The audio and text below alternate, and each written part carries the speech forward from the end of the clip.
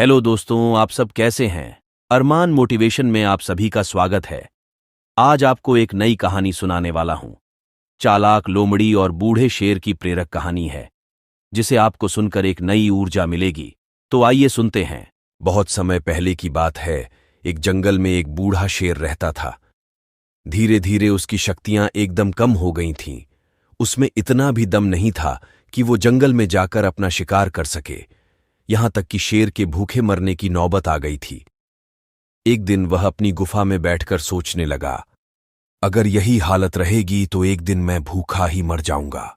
मुझे कुछ तो सोचना होगा जिससे बैठे बिठाए भोजन की व्यवस्था हो जाए। तभी उसे एक सुझाव आया। उसने एक कौवे के जरिए पूरे जंगल में अपने बीमार होने की खबर फैला दी, जिससे एक एक करके सारे जानवर शेर का हालचाल लेने उसके गुफा में जाते। शेर भी इसी ताक में था। जैसे ही कि जानवर उसकी गुफा में जाता, वह उसे दबोचकर मार डालता और छुपकर उसका मांस खाता।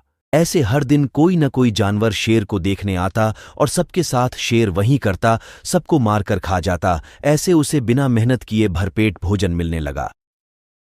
शेर बड़े मजे में रहने लगा। उसे अब जंगल में खाने के लिए भटकना नहीं पड़ता था। एक दिन एक लोमड़ी उसे देखने आया, जो बहुत चालाक थी। वह गुफा में नहीं गई। उसने बाहर से ही शेर का हालचाल पूछा। महाराज, आपकी तबीयत कैसी है? अब आप अच्छा महसूस कर रहे हैं? तभी शेर ने फुसलाते हुए लोमड़ी से कहा, कौन हो मित्र? अंदर तो आओ। मैं बूढ़ा बीमार शेर हूं। तुमसे बाहर मिलने भी नहीं आ सकता। मेरी आंखें अच्छे से देख भी नहीं सकती। मेरे पास आओ, आखिरी बार मिल लो। कुछ ही दिनों का मेहमान हूं।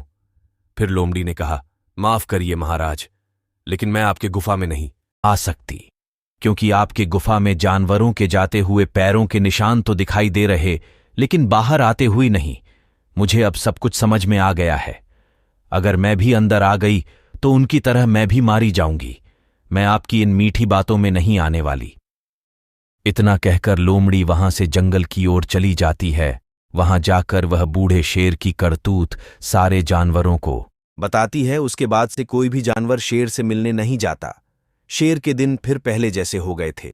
इस तरह अपनी चतुराई और बुद्धिमानी से लोमड़ी ने न सिर्फ अपनी जान बचाई, बल्कि जंगल के सारे जानवरों को शेर का शिकार होने से बचा लिया।